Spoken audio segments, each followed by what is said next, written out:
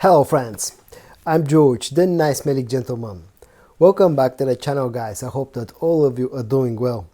Today's video is going to be about dark, mysterious, challenging and at the same time sexy scents. Today I'm going to show you a total of 11 fragrances that can suit someone with a darker personality. Today I'm going to show you a total of 11 scents that can serve as a signature scent to someone who's like an underground boss or a mafioso.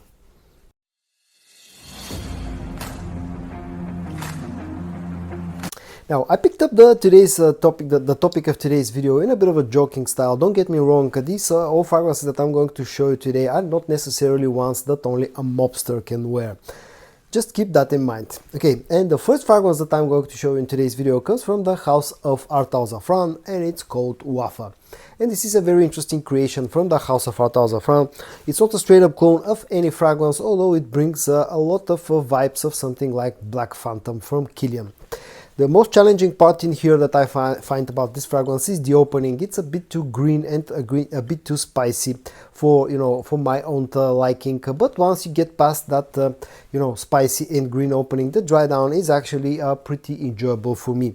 The dry down gets more mellow, it gets sweeter, you get vanilla, amber sweetness on the dry down. There's a hint of rose in here, some incense. Although this fragrance carries a pretty strong Middle Eastern sort of vibe. Keep that in mind. Performance here is good, projection is good, it comes really nicely and lavishly packaged, and the price tag usually is pretty low. The next one that I'm going to show you comes from a brand called Al Absar, and the fragrance itself is called Yota Sakar.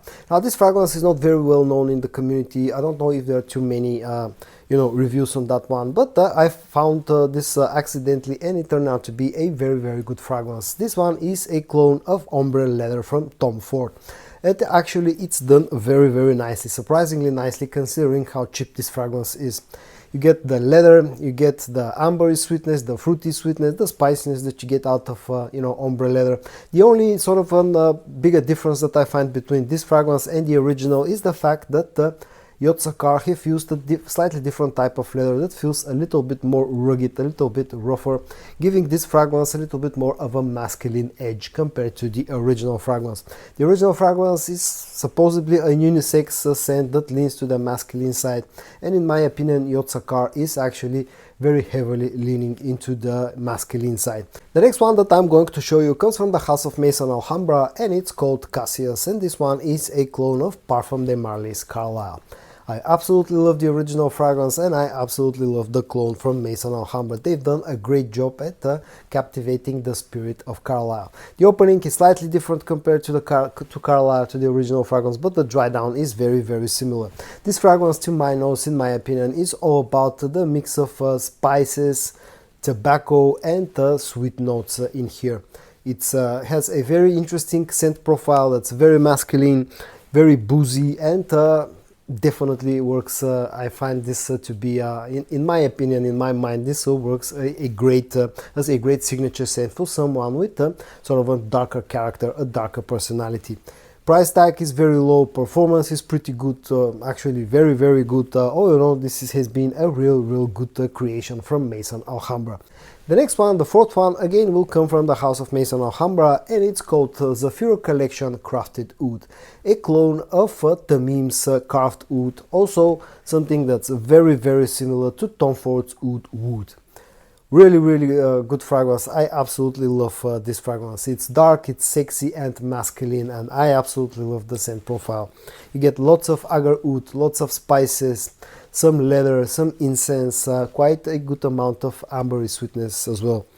Very dark, very sophisticated, sort of a very different scent profile to what you usually get with most designer and cheap fragrances. I absolutely love this DNA. Performance here is great. It's not a very loud fragrance though, you have to keep that in mind.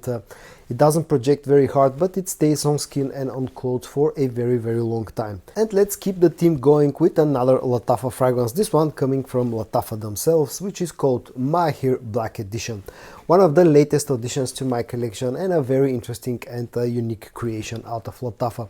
A very dark and challenging scent that I've so far been quite enjoying a lot. It's very dark, it's very smoky, it's very leathery, It's very oudi. There's a guaiac note in here, quite spicy. You get lots of saffron. There's some ambery sweetness in here as well. A very interesting and unique scent. Especially in the opening, it's quite challenging. It gives me off this sort of unburnt rubber type of smell, but once you get past the first 5 to 10 minutes, it actually starts to become pretty enjoyable, at least in my opinion. But keep in mind that this is a very dark and challenging and can be a very divisive scent. Performance so far from my testing seems to be fantastic. Projection seems to be fantastic. Pretty low price tag. A really unique looking bottle that weighs somewhere between 10 to 15 kilos, and you can use this as a dumbbell, you know, in your arms workouts. The next one that I'm going to show is one of my personal favorites, Alhambra scents. It comes from the Amber Oud line and it's called Amber Oud Black Edition. I absolutely love this fragrance. It's a fantastic creation. Not a direct clone of anything. It's somewhat similar to something like FN Fabulous from Tom Ford, but I think this is better, stronger, and all around more unique compared to the Tom Ford fragrance. It's very leathery, it's very sweet. There's a nice amount of spiciness in here. Also a very strong tobacco note, ashy tobacco note I get out of this fragrance. Super strong performer, especially on clothes. This thing stays for days, and on skin it lasts more than 10 hours easily. A very interesting, dark and strong fragrance that I absolutely love. I want to say that once again. The next one comes from the House of Fragrance World and their sub-brand called Adore Alam, and the fragrance itself is called Anaqeed. This fragrance is a clone of Parfum de Marly's Leighton exclusive. And it's really nicely done. It's like a slightly, you know, the slightly older, darker brother of Leighton exclusive. To my nose, this opens up even darker compared to the original scent. You still get some of that Leighton DNA, you know, some of that vanilla and apple sweetness that you get out of the original fragrance, but this is darker. It's a little bit more serious. On the dry down, you get some guaiac along with the other notes. It's a very nicely done fragrance. Clone wise, as I said, pretty close to the original scent. Feels a little bit darker in the opening. The only issue that I have with this so far has been the performance. Now, both Leighton and Leighton exclusive are not out of this world type of performance, but the Anaqeed seems to be a little bit weaker than I expected it to be. It lasts about 7 hours on skin with sort of a moderate projection, but other than that, this scent wise is actually done very nicely, and the price tag is usually pretty low. The next one that I'm going to show you is comes from yet another sub-brand of Fragrance World that's called FA Paris or French Avenue Paris, and the fragrance itself is called After Effect. And probably looking at the bottle, you already can guess that this is a clone of Initio's Side Effect. And this one is a fantastic clone of Side Effect. I've yet to do a full review of this fragrance, but so far it has been really impressive. Scent-wise, very close to the original fragrance. Performance-wise, very close to the original fragrance. I absolutely love this scent. The scent in here is all about that sweet, spicy tobacco that's mixed in with some sandalwood and a lot of boozy vibes from a rum note. Very long lasting, you know, you get the rum, you get the sweet tobacco, you get the saffron, you get the sandalwood. It's very nicely done. Performance here is absolutely fantastic. I'm still testing this one out, but so far the performance seems to be 9 to 10 hours on skin and days on clothes. Projection is very nice, comes very nicely packaged. All in all, it's a fantastically done clone of Side Effect. And the next one again comes from a French Avenue / Fragrance World, and this one is called Shadow, the Shadow. This is part of their niche line of fragrances, which are even, you know, a little bit more expensive, come a little bit more luxuriously packaged. It's a 60 milliliter bottle size fragrance that, you know, the bottle itself weighs really has a real nice heft, and the presentation seems to be pretty impressive. And the fragrance itself is a clone of Louis Vuitton's Ombre Nomade. And it's super nicely done. Probably one of the 2 best clones of Ombre Nomade that I have tried. Like with the original scent, you get lots of agar oud, lots of leather, lots of rose, a hint of raspberry, some incense, and also quite a lot of ambery sweetness. Really nicely done. Performance so far seems to be pretty good. It's an extrait de parfum concentration. Oh, you know, as I said, one of the 2 best clones of Louis Vuitton's Ombre Nomade that I've tried. And the last 2 fragrances that I'm going to show you in today's video will be from the house of Afnan. The first one from the Supremacy line, that's called Supremacy in Oud. This one is a clone of Initios Oud for Greatness. It's not exactly a clone, more of an inspiration, a twist on the original DNA. You still get lots of that saffron, agar oud, some smokiness as well that you get out of the original fragrance, a bit of sweetness, but here what's the main difference in my opinion has been the ramped up sweetness. You get some fruity sweetness, you get some ambery sweetness compared to the original scent, which in my opinion makes it a little bit more wearable and not as dark and not as sort of a Middle Eastern styled. It comes very nicely packaged, very luxuriously packaged. Performance seems to be very good. Projection seems to be very good. All in all, the quality is very high, as with all other Afnan fragrances in my experience.